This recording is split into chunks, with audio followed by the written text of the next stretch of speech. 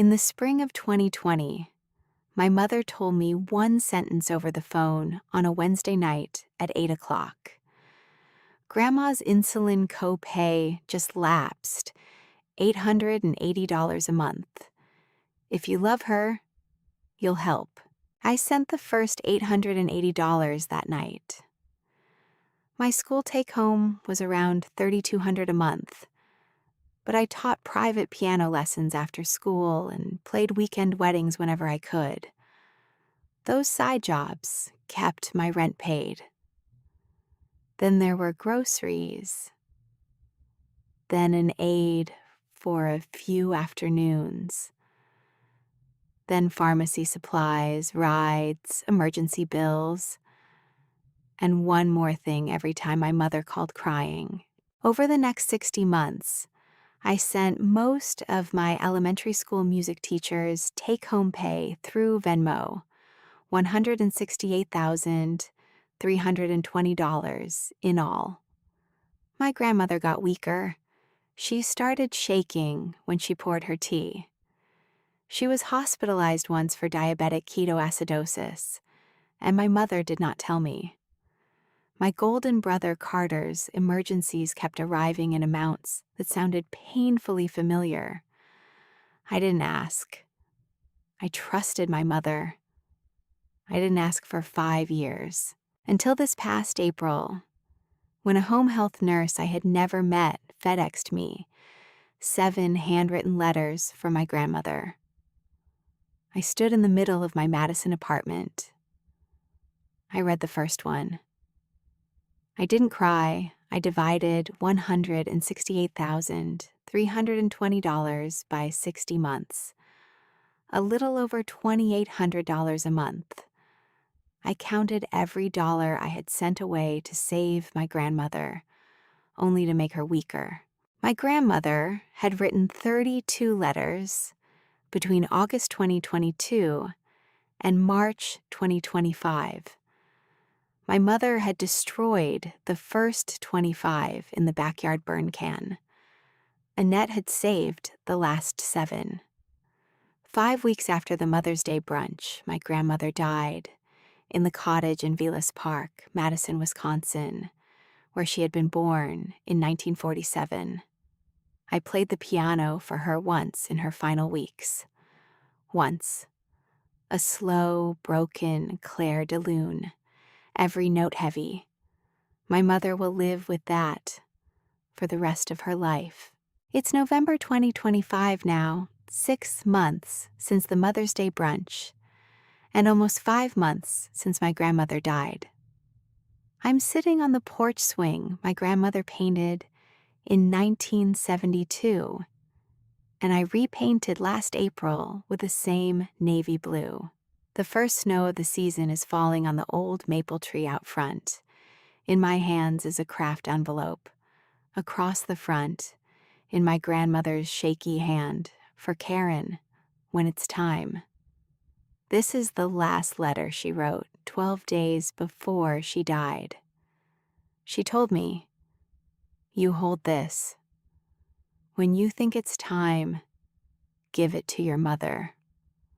Almost 5 months. I still don't think it's time. To explain how I got here, I have to start with a Thursday night in April. My name is Coraline Wexford. I'm 28. I teach elementary school music at Madison Elementary. Take home around $3,200 a month after tax. After school, I teach private piano lessons and play weddings when the work comes in. Those jobs pay my rent and groceries. My teaching paycheck is what my mother learned to ask for. I left home in Manchester, Missouri, in November 2016, a few months after my father dropped dead at the breakfast table from cardiac arrest. I was 19. I haven't been back to Missouri in 9 years. I was born Coraline Voss. I changed my legal name to Wexford at 19 at the Dane County Courthouse. $46 in filing fees. Wexford was my grandmother Margaret's maiden name. She taught me piano when I was 6. She lent me her copy of Pride and Prejudice when I was 12. I didn't know, when I changed my name, that inside the craft paper wrapped cover of that same book, its spine already cracked, she was hiding a small black notebook in which she recorded her daily insulin doses. The Thursday night in April, I was grading ear training assignments for my 5th graders. The phone rang. Missouri area code 314, St. Louis. I almost didn't answer. I answered. Ms. Wexford? A woman in her 30s. I didn't recognize the voice. My name is Annette Briggs. I'm a home health nurse with Mercy Home Health. I've been visiting your grandmother in Manchester every Thursday for 15 months. I'm going to overnight you a package by FedEx tomorrow. When you receive it, please call me back. I stood up from the kitchen table. Is my grandmother all right? She paused, not hesitating, just choosing her words. Your grandmother is still alive, but I need you here soon. She asked me to call you in January. I'm sorry I waited this long. I set the phone down. My chamomile tea had gone cold. 2 days later, FedEx arrived at my apartment door at 10 in the morning. A stiff cardboard envelope, 3 inches thick. Inside 7 smaller envelopes tied with red ribbon, a black cover notebook, 1 printed photograph, and a post-it note in Annette's hand. Read in date order. The last one is March 15th. I sat down on the kitchen floor with my back against the refrigerator. I untied the ribbon. The first letter was dated September 2024 in my grandmother's careful hand. Coraline, your mother said she had been sending you my letters, but you never replied. I wrote the first one in August 2022. I kept writing every month because I did not know what else to do. Annette has the 7 newest ones because I asked her to keep them safe. Thank you for sending money. Your mother says it has been paying for my insulin, but I have to tell you, the little boxes in my log are empty more often than they should be. Dr. Patel's written plan has a bedtime dose and 3 meal doses when I can eat. There are whole weeks where I get the bedtime dose and nothing else. I have not asked your mother why. I am afraid that if I ask, your mother will break. But you need to know one thing before I get any weaker. Your brother is taking your money. I have watched your mother cry in her Subaru more times than I can count. I hear Carter calling her at strange hours from Tunica, 3 in the morning, 5 in the morning. I don't blame your mother for being afraid of him, but you should not be the one paying for it. I'm 78. I have had type 1 since I was 16. I know what it means to be tired. Do not let her make you carry all of us. Grandma, I read it 3 times. I set it down, looked at the ceiling of my apartment, and counted. $168,320 over 64 months. I didn't cry. I was counting. I opened the black notebook. A photocopy. The title page read, Insulin Log, Margaret W., 2020, 60 pages. Each page, a month. Each day was divided into 4 small boxes: breakfast, lunch, supper, bedtime. The bedtime box was marked most days. The others were empty for stretches so long I stopped counting them.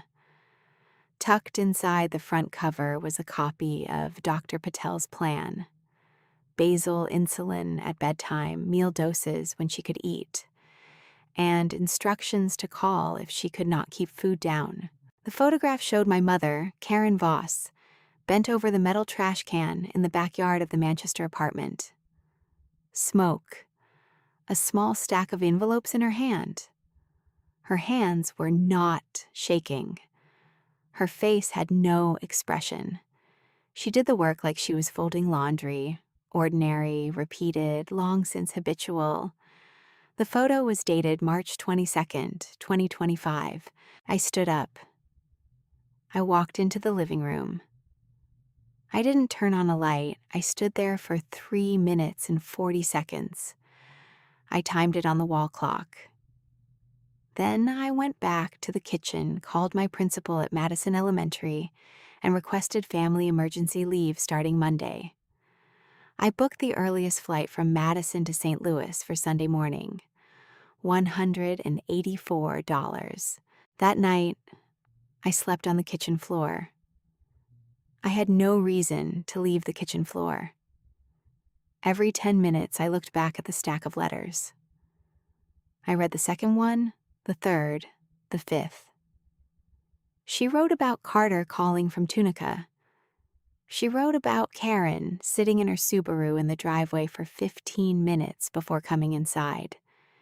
She wrote about opening the bathroom cabinet and seeing insulin pens that should have been used, still sealed in their boxes. The seventh letter, the most recent, was dated March 15th of this year. Coraline, Annette is waiting to hear from you. I told her to call you back in January after I came out of the hospital. Annette is a good woman. Your mother will be furious when she finds out. Don't let her know Annette helped. She'll retaliate in ways I don't want to think about. I have one last wish. I want to come home to Madison, Wisconsin. I was born there. I taught piano there. I want to die there. If you come for me, I'll go with you. If you don't make it in time, I won't blame you. I've lived long enough. Grandma, I landed at St. Louis Lambert International at 10:56 on Sunday morning. I didn't call my mother. I didn't call Carter. I rented a red Toyota Corolla at Hertz, drove 28 minutes to Manchester. I didn't go to my mother's house. I went straight to the ground floor apartment next door. The apartment my grandmother had lived in for 17 years. Annette opened the door. She wore navy blue Mercy Home Health scrubs and a name badge. She didn't say anything when I walked in.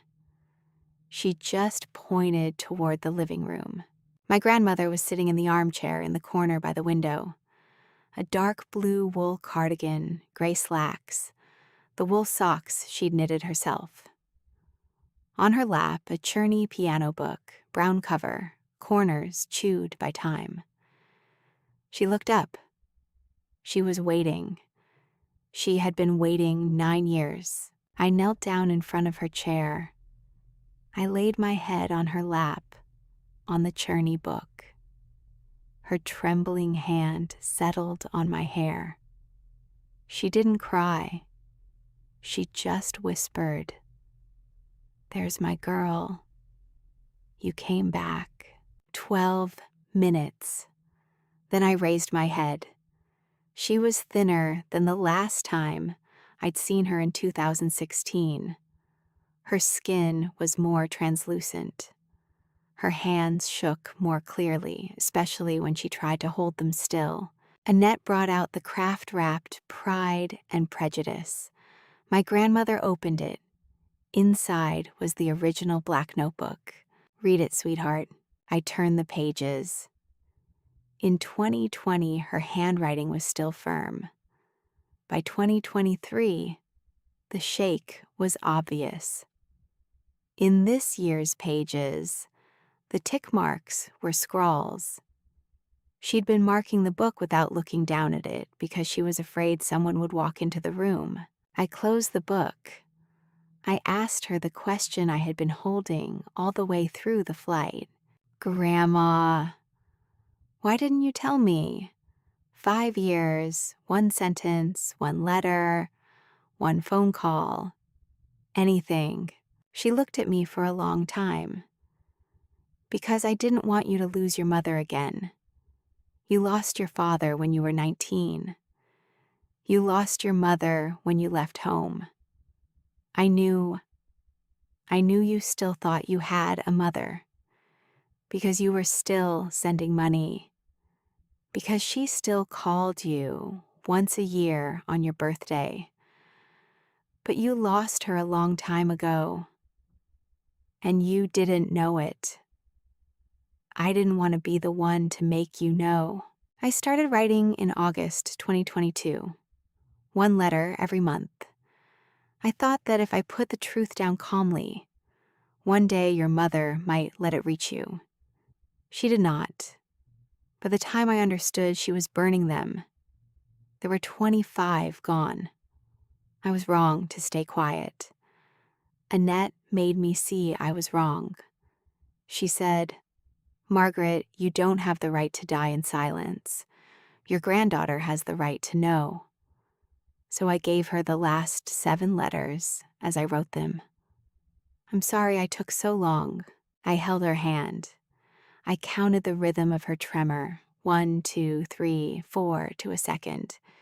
She had taught me once, when I was 6, that every beat should be even, like the heart of a small animal asleep. She had laid my hand on the chest of a baby rabbit at her preschool, Edgewood, in 2003, so I could feel that rhythm. I remembered it just now. Her hand was not as even as that rabbit's heart. She was getting weaker. Annette brought out tea. She sat by the door, not at the table, close enough to hear, far enough to stay out of the way. "There's something else you should know," Annette said. "In January, your grandmother was admitted to the hospital for DKA, diabetic ketoacidosis, right here in this apartment. I came on my regular Thursday visit. I opened the door. She was unconscious on the bathroom floor. I called 911. She was in the ICU for 4 days at Mercy Hospital, St. Louis. My grandmother lifted one hand. Annette took a folded release from her bag and placed it in front of me. My grandmother had signed it that morning, authorizing the hospital to let Coraline Wexford receive the January discharge packet and emergency contact record. "Your mother was listed as family contact," Annette said. "She signed the emergency paperwork. She paid the hospital bill with money you had been sending." I asked why she had not called you. She said, "Coraline left home. She isn't involved." The discharge packet named Karen Voss as the only emergency contact. My number was not there.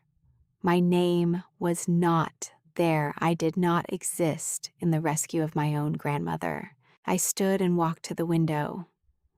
The back lawn, yellowed April Missouri grass, a metal trash can in the corner, lid weighted with a piece of tin. That was the burn can. "How do you know she burned them?"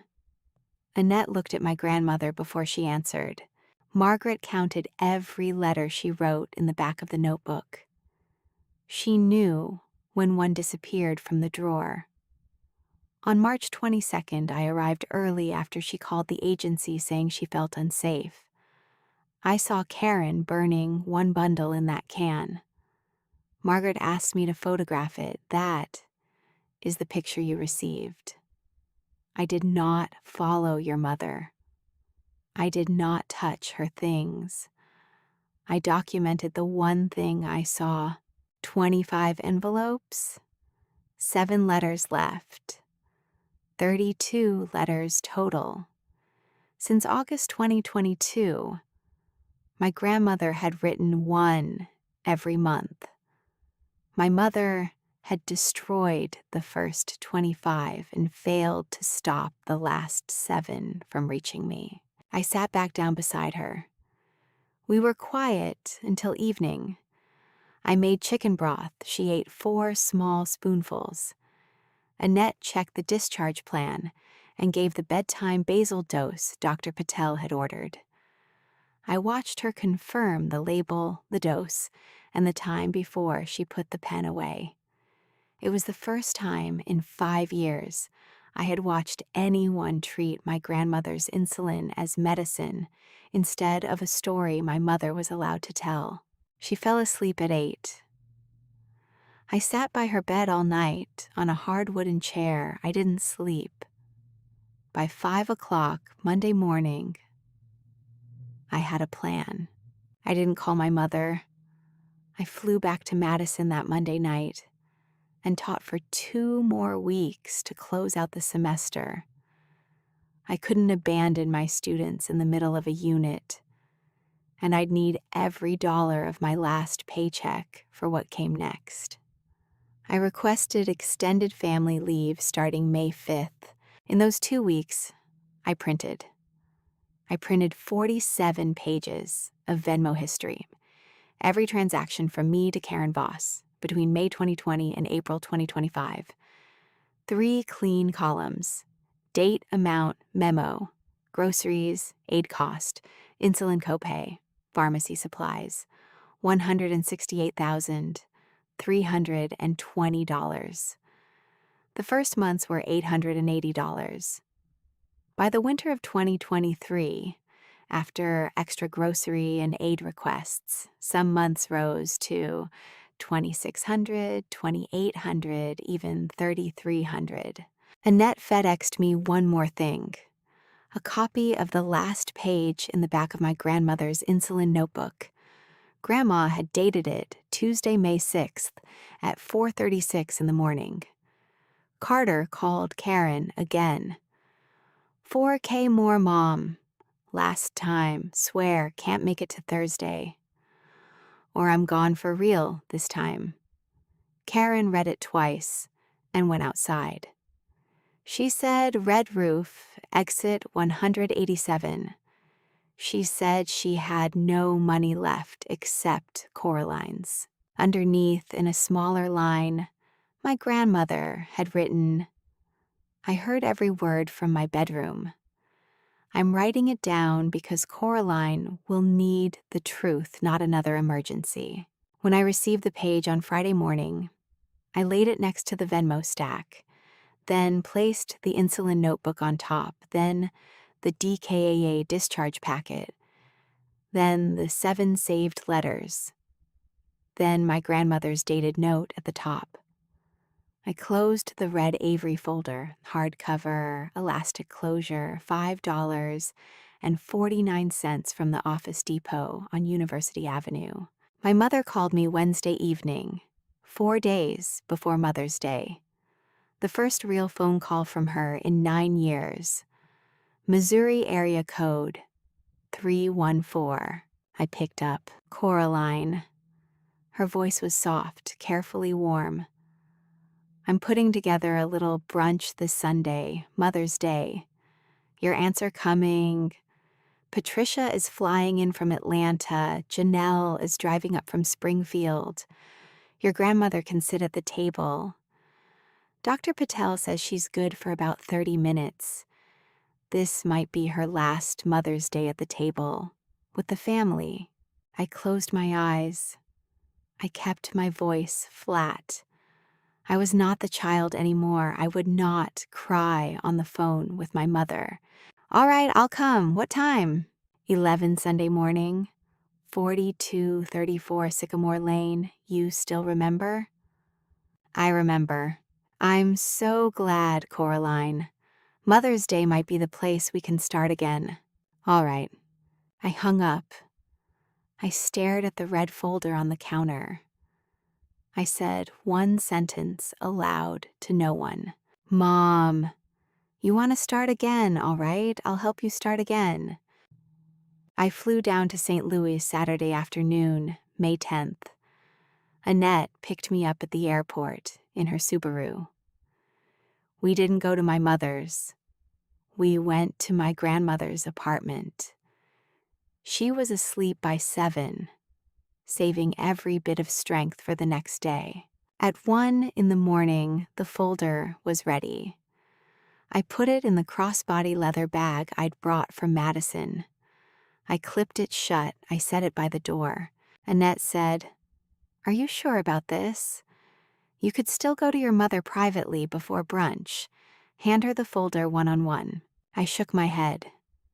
She hid this for 5 years. She destroyed 25 letters.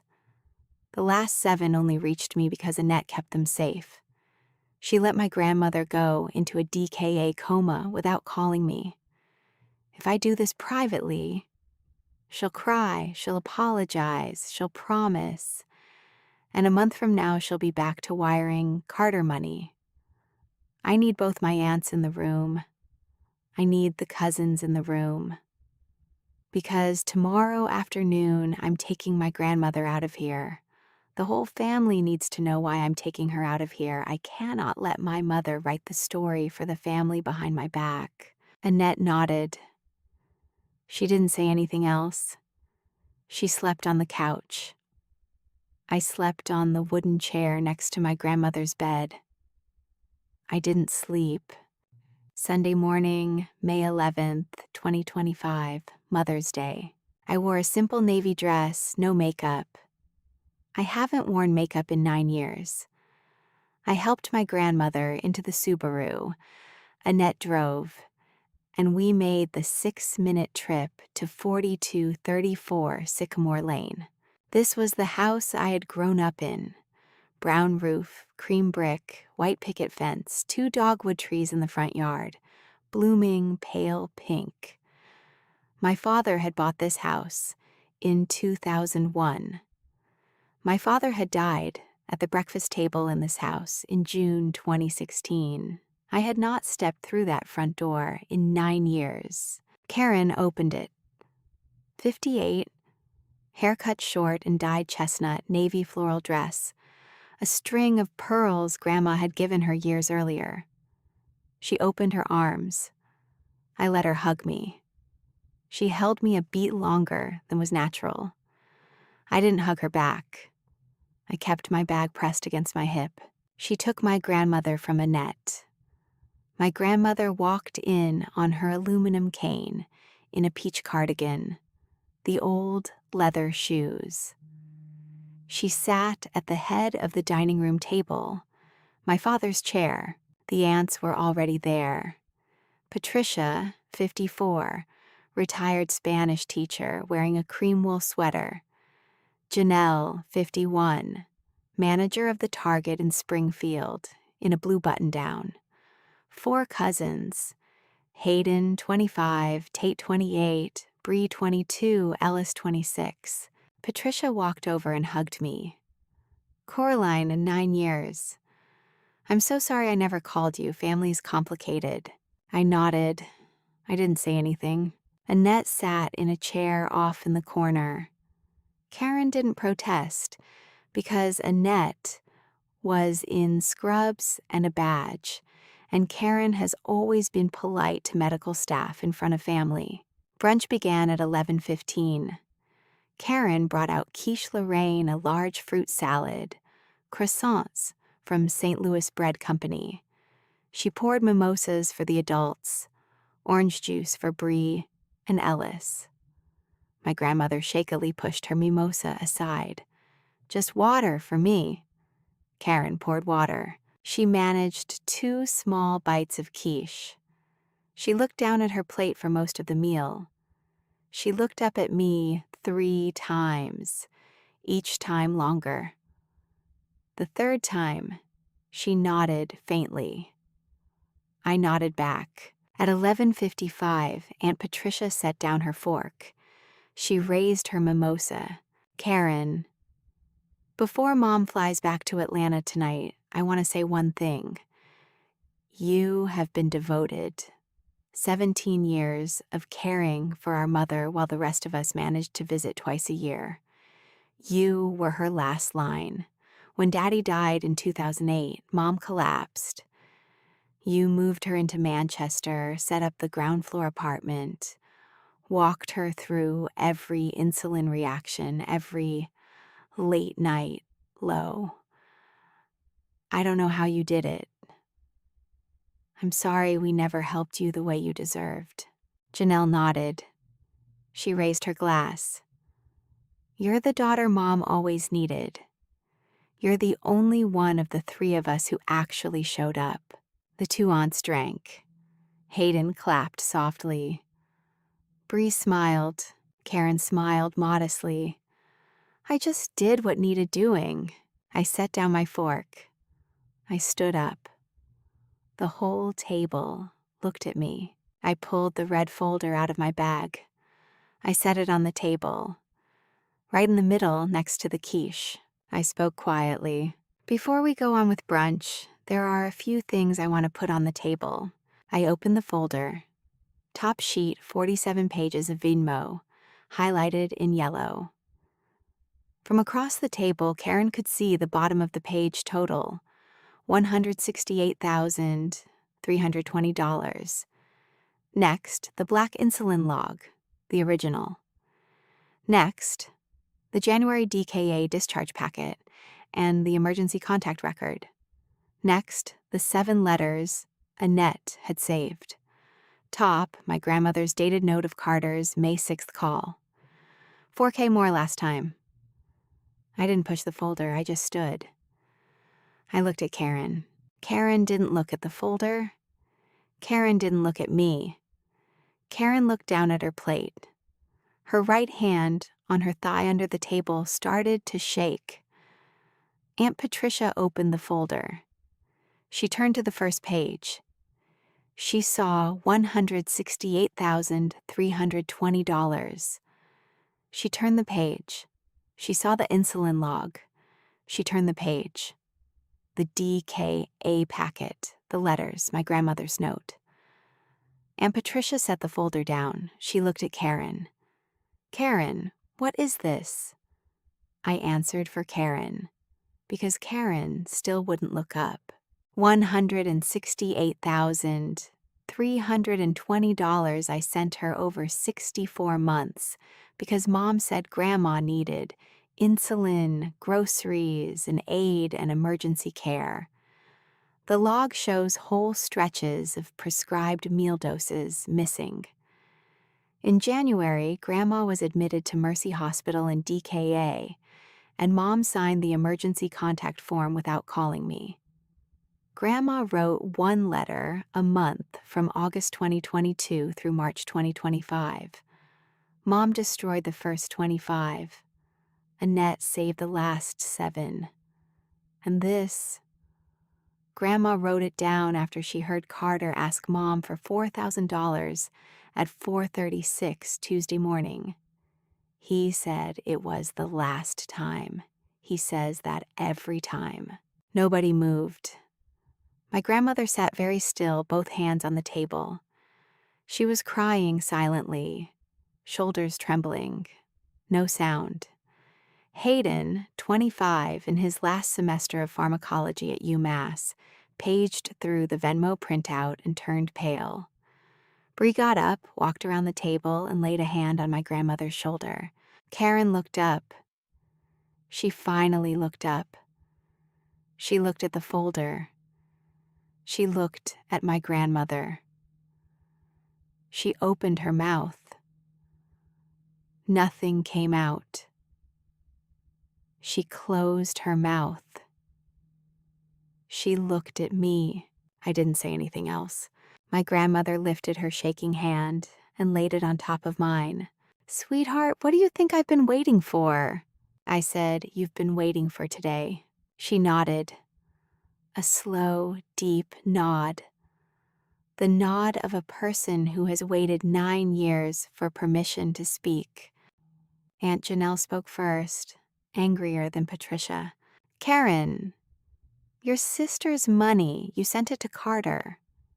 Carter, the one who dropped out of community college, the one who's been losing his shirt at the slots in Tunica, the one whose debts have swallowed every conversation for years. You took your sister's money and you sent it to him. For 5 years? Karen didn't answer.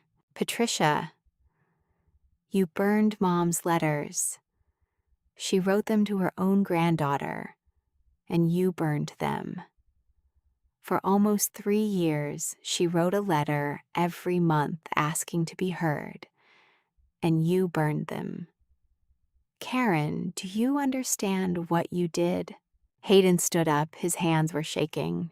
Aunt Karen, do you know that DKA carries a 15% in hospital mortality rate for patients over 75? You let her go into a coma, and you didn't call her own granddaughter. Bree, standing next to my grandmother, said quietly, Aunt Karen, how could you? Karen spoke for the first time. Her voice cracked. Not theatrical, not performed, but cracked the way a person cracks after holding their breath for 5 years. Carter would kill himself. The room went still. Carter would kill himself. He told me. Every week he told me, Mom, if you don't help me, I'm just going to disappear. 5 years. Every week. The first time, 2020, Carter lost his IT job. He called me at 3 a.m. from Tunica. He said he'd been standing on the Eads Bridge for 5 minutes. I believed him. I sent him $3,000. The second time, 6 months later, he sent me a photo of a pill bottle. I sent him $2,500. The third time, he sent a video of himself in the car in the garage with the engine running. I sent him money in 17 minutes. I couldn't lose Carter. I lost your father. I couldn't lose Carter. She blotted her eyes with her napkin. Her hand still shook. I didn't know where to stop. Every time I tried to stop, he threatened again. I started being afraid of the phone ringing at 3 a.m. I started sleeping with my phone under my pillow. I started not being able to tell anyone because if I told, someone would call the police, and Carter would do it for real. The only thing I could do to keep Carter alive was send money. When my money ran out, I took Grandma's money, what she had set aside from her piano students. When that ran out, I told Coraline the copay had lapsed. I knew I was stealing from her. I hated myself. Every day I hated myself. Aunt Patricia walked closer to Karen. She didn't touch her. She stayed 2 steps back. Karen, Carter is an adult. He is 33 years old. He has choices. You chose to listen. You chose to take your sister's money. You chose to burn your mother's letters. You chose to sign that family contact form alone. Each of those was a choice you made, not his. Do you understand? Karen nodded, a small, painful nod. My grandmother lifted a weak hand. Enough, Patricia, Janelle. All of you go. I need to talk to Karen and Coraline alone. The aunts stood. The 4 cousins stood. Hayden came over and held me for a fast second. He whispered, I'll call you next week. I'm sorry I never checked on you. Bree whispered, Me too. The door closed. That left Karen, me, my grandmother, and Annette. I pushed the folder across the table toward Karen. Slow, even, no force. She didn't touch it. Mom, I'm not going to scream. I'm not going to sue. I'm not asking for the money back. I'm doing one thing. I'm taking Grandma home to Madison, Wisconsin. She was born there. She taught piano there for 40 years. The cottage in Villas Park was the house Grandma grew up in. It had been sold after Frank died, but the current owners had listed it as a furnished 6-month rental. I signed the lease in my own name 2 weeks ago. She is not spending another night under your roof. Karen opened her mouth. Again, nothing came out. My grandmother looked at Karen for a long time. Then, very quietly, "Karen, I still remember when you were the 4-year-old I walked across Madison Street every morning to Edgewood Preschool. Madison, Wisconsin, 1971. You wore a navy coat with red buttons. You were afraid of Mrs. Hartley's dog. I had to carry you across the Hartley's yard every morning. I don't know when you died, but I still remember the 4-year-old. I will always remember the 4-year-old." Karen collapsed into her chair. She covered her face with both hands. My grandmother stood up on her cane. Annette took her arm.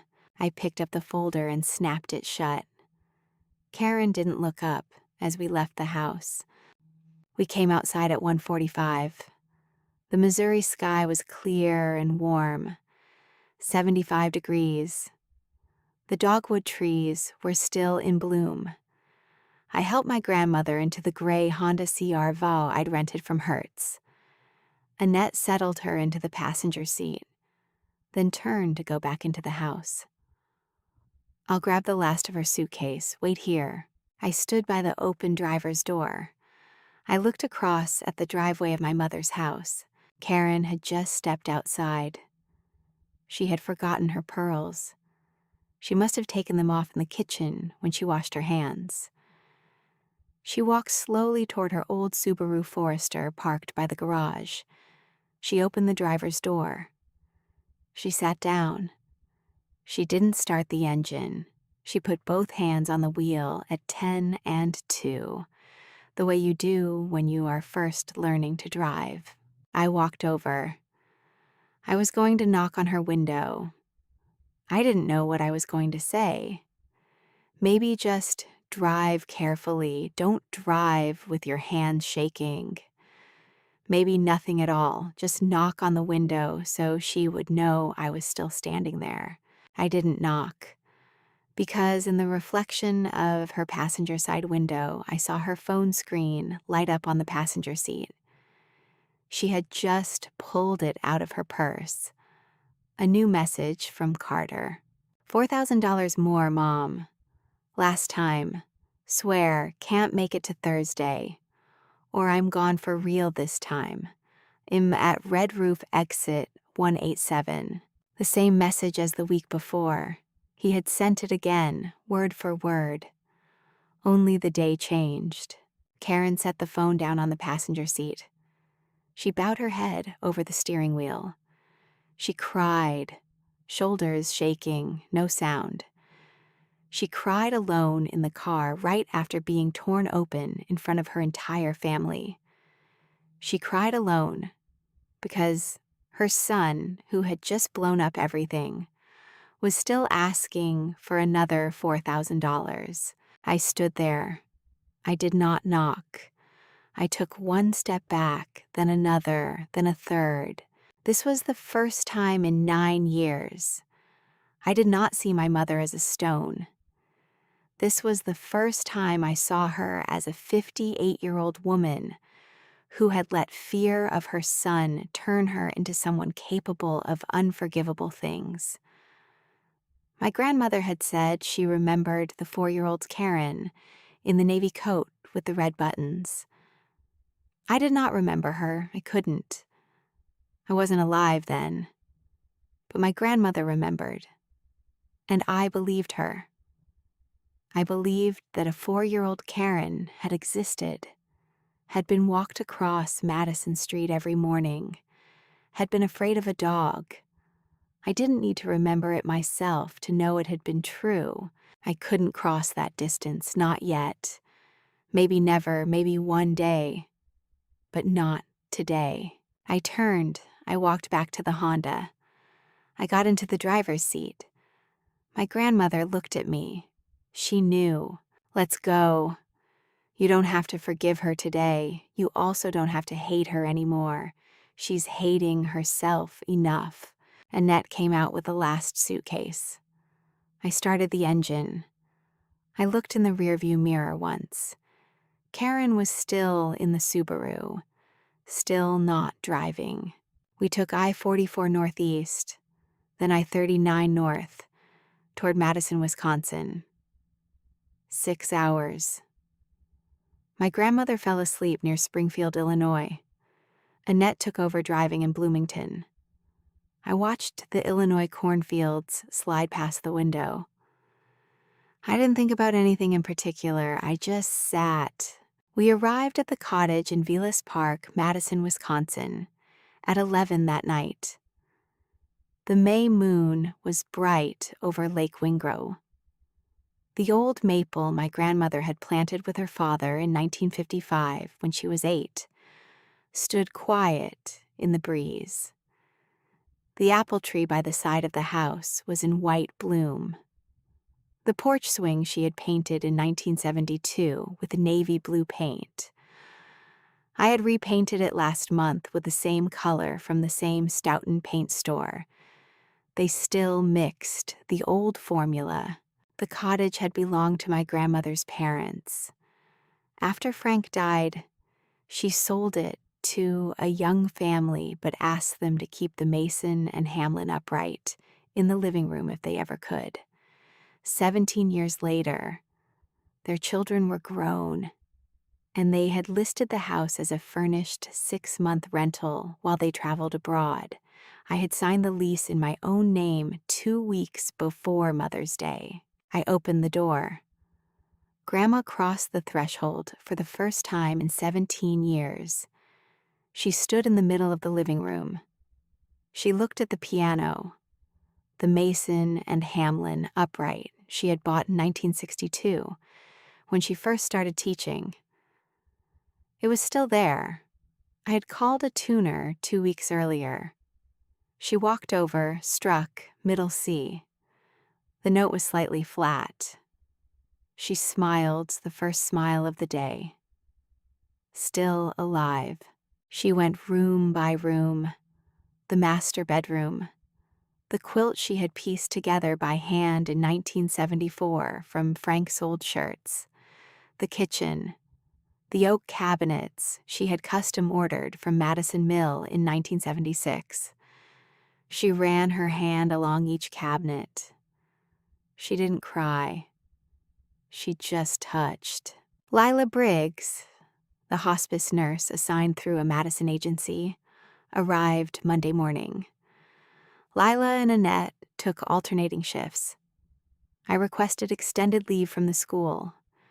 My principal said yes, but I would be unpaid after 3 weeks. I didn't care.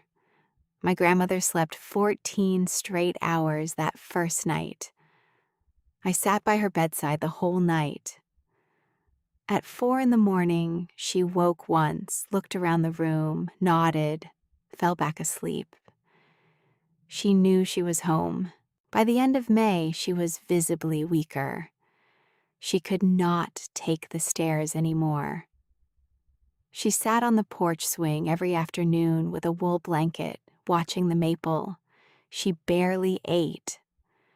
Annette made her nutrient smoothies, and she finished half a glass at a meal. Dr. Patel reviewed the January hospital records with the hospice team by phone. Grandma had long-standing kidney disease, advanced frailty, and a body that had not recovered well from the DKA admission. No one, said Karen, had caused every illness.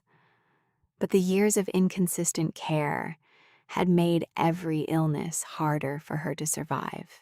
The hospice plan was gentle, one small daily basal insulin dose to prevent the worst of the type 1 symptoms, no routine meal dose when she could not eat, and checks only when she seemed thirsty, confused, nauseated, or uncomfortable. Lila handled the insulin. I wrote down the times and held Grandma's hand when the needle went in. For the first time in 5 years, the plan on the page and the care in the room matched. She started to talk more. She told me about her teaching years, about Frank, how he brewed coffee too strong, how he always forgot his reading glasses, about Karen as a small child. The Karen had taken piano for 5 years before quitting. The Karen had been afraid of the Hartley's dog. About Carter, she only said one thing. Carter learned early that fear could make a whole family rearrange itself around him. Frank's father did that too. I will not tell you more than that.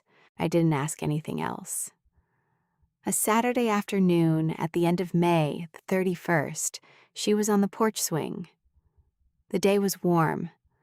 The apple blossoms had fallen, only the green leaves remained.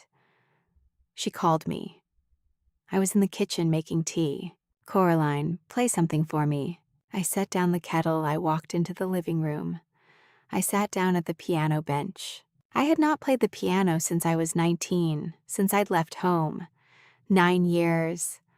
My hands didn't remember. My shoulders trembled. I laid my hands on the keys. I closed my eyes. I tried to remember Claire de Lune, Debussy, the piece she had played at the Lutheran church in Madison for Uncle Charlie's funeral in 1998. I found the opening note, D flat. I started slowly as she had taught me. Don't play like you have somewhere to be. Play like you're walking with an old friend. She began to hum along.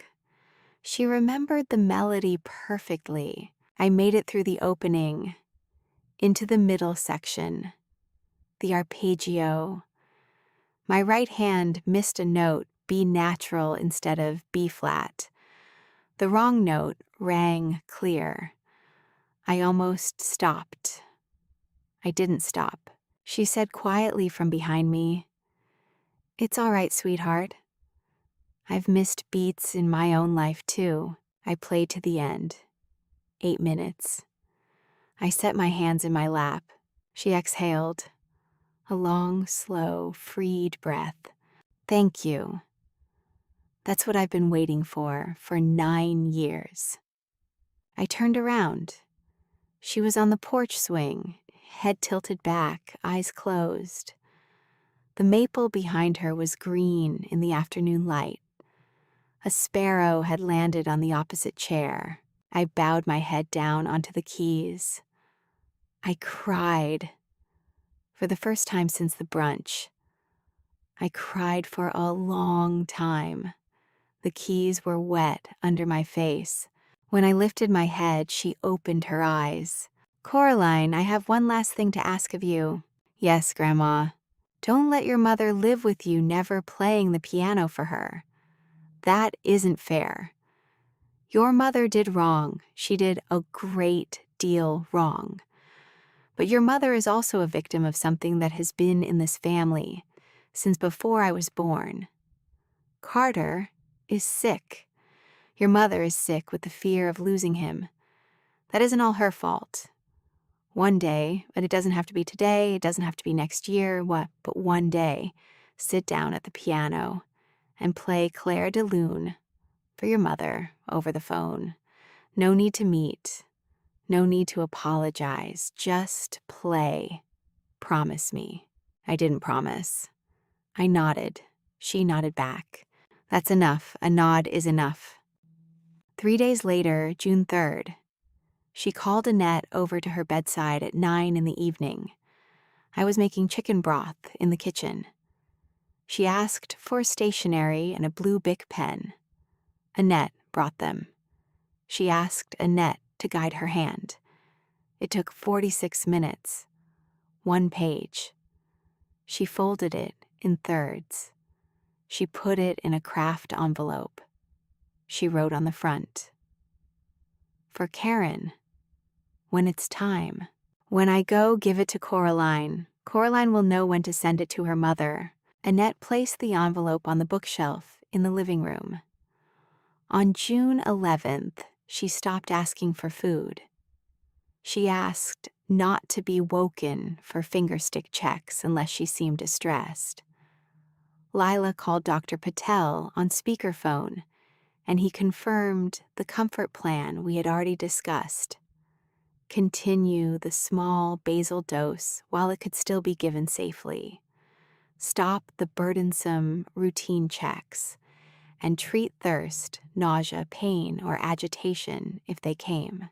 I sat beside her bed while Lila explained it. My grandmother nodded. "I'm done fighting the clock," she said. I begged. "Grandma, I'm not ready." She held my hand. "You're ready. You just don't know it yet. I'm not afraid. I'm tired. I'm 78. I've had a lot of life. I've heard you play. I've written my letter to your mother. I'm done." For the next 4 days, she faded. She did not eat. She drank water through a small straw. She hummed quietly sometimes, the old Lutheran hymn, "Be Still My Soul," to the Sibelius tune. Lila sat with her in the days. I sat with her at night. Early on June 15th, at 4:47 in the morning, I checked the wall clock because I knew later I'd need to remember. She opened her eyes. She looked at me. She said very quietly, "My Edgewood girl." She closed her eyes. She exhaled once long. She was gone. I laid her hand on her chest. The hand that had always trembled was finally still. I stood up. I opened the bedroom window, the one that looked out on the old maple. The sun was not yet up. The maple stood quietly in the mist. A robin called once at the corner of the house. I didn't cry. I watched the maple. I counted my own breath, 1, 2, 3, 4. The rhythm she had taught me, Suad. The funeral was at Trinity Lutheran Church on Forest Hill Road, where she had played the organ from 1970 to 2008. June 22nd, 11 in the morning. She was buried next to Frank in Forest Hill Cemetery. Plot 415. 12 people came. Me, Annette, Leela. 3 of her old piano students from the 70s, all over 80 now. A young Lutheran pastor. Aunt Patricia, Aunt Janelle, Hayden. They had flown in from Atlanta, Springfield, Boston.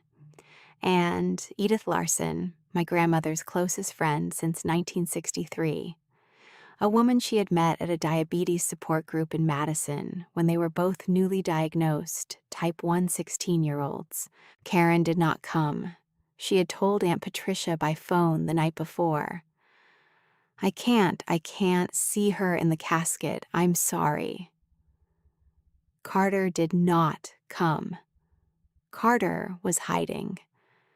Carter didn't know. Edith Larson read at the service. Her hand trembled harder than my grandmother's. Margaret and I met at Madison General Hospital in 1963. We were both 16. We had both just been diagnosed type 1. Dr. Henriksen told both of us to try to make it to 50. Margaret made it to 78. I'm 89. We have both stolen extra time from this disease. Margaret was the one who taught me how to count doses. Because back then there were no insulin pens, no pumps, just syringes and vials. Margaret was the one who called me on my birthday for 62 years. This year was the first year I didn't get the call. I will sit by Lake Wingra every morning and wait for Margaret until it is my turn. We lowered the casket. I placed a small bouquet of white chrysanthemums. Hayden placed a small stone, a Jewish custom he had picked up from an ex-boyfriend. You don't have to be Jewish to leave a stone. A stone means someone came. A stone is permanent. I nodded.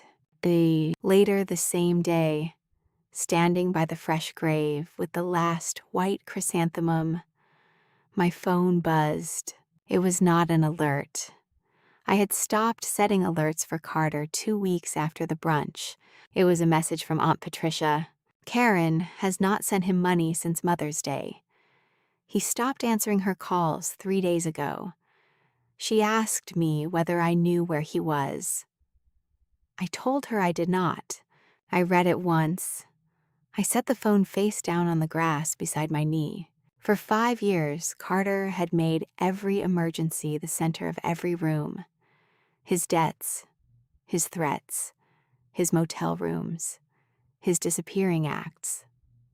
His mother had arranged the whole family's breathing around the possibility that he might do something terrible if she stopped paying him. And because Karen let that fear become the law of our house, my grandmother had gone without care, and I had sent away most of my paycheck. But standing by my grandmother's grave, I understood something I had not understood at the brunch. Carter's next choice was not mine to manage. I put the last chrysanthemum down and went home. The first week after the funeral, Annette gave me the craft envelope Grandma had written for Karen. She handed it to me in the cottage kitchen and said, "She wanted you to decide the time, not me." I put it in the drawer beneath the kitchen towels. I did not open it. In July, Patricia called to say Karen had joined a family support meeting for relatives of people with gambling problems. She had not called Coraline. She had not asked for money. She had not said she was sorry. "She keeps asking whether you made it back to school," Patricia said. "Did you tell her?" "I told her you were alive." That was all. By August, Carter had stopped answering every number the family knew. No one knew where he was. I did not hire anyone to find him. I did not search county records. I did not type his name into Google at midnight. I had spent enough of my life treating his next decision as an emergency I was required to solve. I let him become a question I no longer chased. I went back to Madison Elementary at the end of August. I picked up where I had left off: ear training, chord progressions, the children's choir on Wednesday mornings at 7. I didn't tell my colleagues about Grandma. I didn't tell my students. I just taught. In October, the owners agreed to extend my cottage lease month to month through the winter. I let the lease on my downtown apartment expire at the end of August and moved my few things into the room where Grandma had once slept as a girl. I kept the hand-pieced quilt on the bed, the Cherney book on the armchair, and the craft-wrapped Pride and Prejudice on the shelf. I did not tell myself the cottage was mine. It was not. It belonged to the family who had rented it to me. But every morning I woke beneath the same maple Grandma had planted, walked past the piano she had bought, and boiled water in the kitchen, whose cabinets still held the dents she had made with her own hands. There are places that do not belong to you on paper and still know your name. In August, Hayden flew out from Boston and spent 3 days with me in Madison. We walked around Lake Wingra. He asked me a lot of questions. I answered some. Some I didn't have answers for yet. He didn't push. On the first Saturday of September, he stood beside the piano and looked at the closed keyboard cover. "Are you going to play for your mom?" he asked. I said, "I don't know." He nodded as if I had answered something complete. The next Wednesday, Annette texted me one sentence. Karen left Annette a voicemail at Mercy. She said she did not want anyone who had known your grandmother to contact her again. I read it. I set the phone down. I did not call my mother. I did not ask whether she had heard from Carter. I did not ask whether she had opened the bedroom door in the apartment where Grandma had spent 17 years, or whether she had thrown away the last insulin pen, or whether she still woke up at 4:36 every morning and waited for a message. Those were not questions I could ask without making myself responsible for the answers. Some things, some families keep for themselves. That was no longer a tragedy. It was a boundary. By October, the maple had begun to turn. I repainted one loose slat on the porch swing in the navy blue Grandma had mixed in 1972. I bought an unstamped envelope from the Madison post office. I set it on the kitchen table beside the craft one and left them there. I still had not opened Grandma's letter. It's November now. 6 months since the brunch, and almost 5 months since she died. I'm on the porch swing, the same swing she painted in 1972 that I repainted in April. The first snow of the season is falling on the old maple. In my hands is the craft envelope. Annette gave it to me in the first week after the funeral. I have held it since then. I have not opened it. Today I open it. I slit the envelope. Inside is a single sheet of pale stationery, her writing paper, a small chrysanthemum printed in the corner, her handwriting, shaky but firm. I read it silently. I don't cry. Karen, I don't know when you'll read this. Maybe after I'm gone. Maybe after other things have fallen down too. Coraline will decide when to send it. I trust her. 62 years with type 1 taught me one thing. The illness is not the fault, but how you treat the sick person, that is the fault. I don't blame you for not saving Carter. Carter is grown. Carter chose. Frank's father chose too. And his mother lived the last 30 years of her life carrying that secret. I knew Carter was like Frank's father from the time Carter was 14. I didn't tell you. I should have. I'm sorry, but I do blame you for choosing Coraline to pay the price. Coraline was a child when her father died. She was barely an adult when she left home, and barely an adult when she began sending you most of her teaching paycheck 5 years ago. You did not have the right to take a child's money to save an adult. You did not have the right to burn my letters. You did not have the right to sign that family contact form alone when I went into a coma. Each of those was a thing you chose. I forgive you. Not because you deserve it, because I got tired of being angry with you for 5 years. Type 1 doesn't let me hold anger for very long. Every time I go deep into it, my blood sugar crashes, and I have to think about staying alive first. I have to let the anger go in order to go, but I do not forgive you on Coraline's behalf. That is outside of my rights. That is her decision. Maybe she'll never forgive. Maybe one day she will. Maybe one day she'll just play the piano for you over the phone, without a word, before or after. That is up to her. One last thing. At Mother's Day brunch, you wouldn't look at me. I know it was because you saw me looking at you, and you couldn't bear it. I want you to know, when I looked at you that day, I wasn't looking at you with a humiliated mother's eyes. I was looking at you with the eyes of a mother who still remembers her 4-year-old daughter being walked across Madison Street every morning to Edgewood Preschool in Madison, Wisconsin, 1971. You wore a navy coat with red buttons. You were afraid of Mrs. Hartley's dog. I had to carry you across her yard because you wouldn't go on foot. Oh, I still remember her. I will always remember her. Mama Margaret, I fold the letter. I don't cry. I lay it on my lap.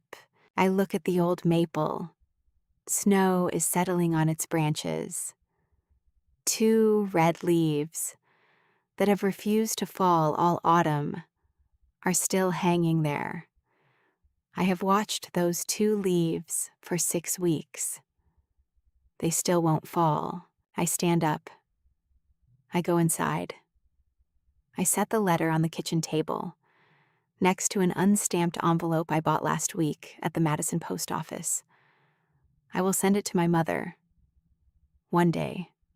Maybe tomorrow, maybe next week, maybe next January. Maybe never, though I don't think never anymore, not in the last 6 months. I think when I see the time, I look at my phone, I open my contacts, I scroll down to AM. Mom, area code 314. I look at the name. I don't tap it. I walk back into the living room.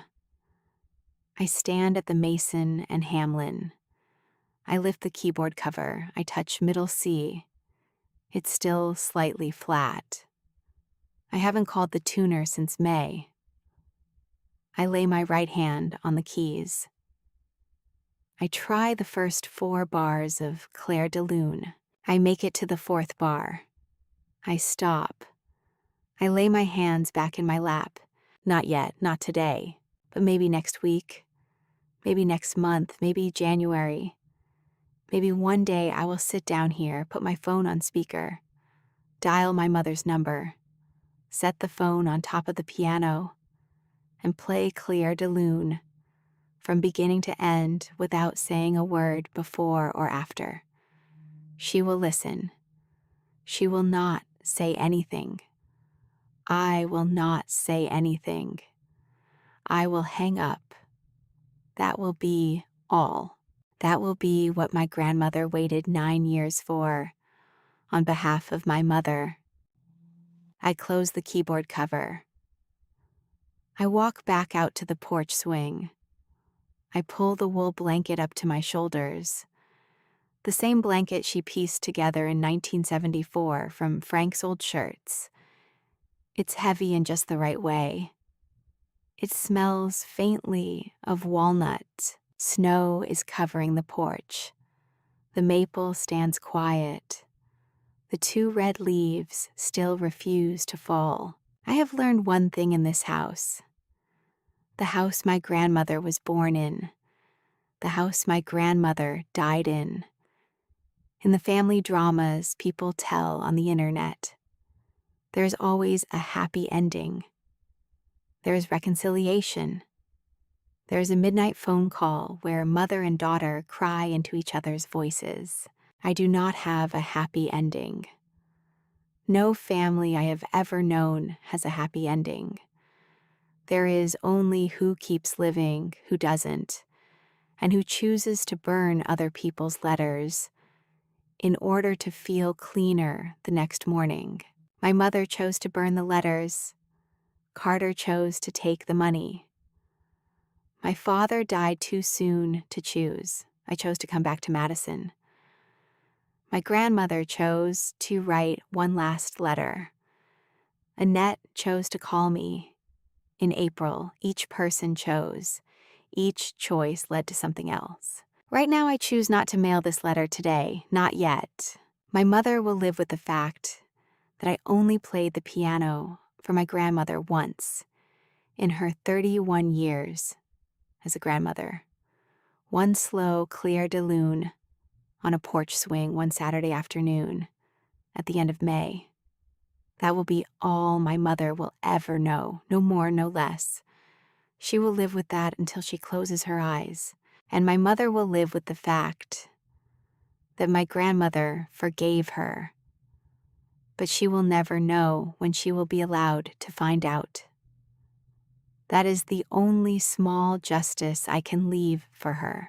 One day, I will sit at the piano and play Claire de Lune for my mother over the phone.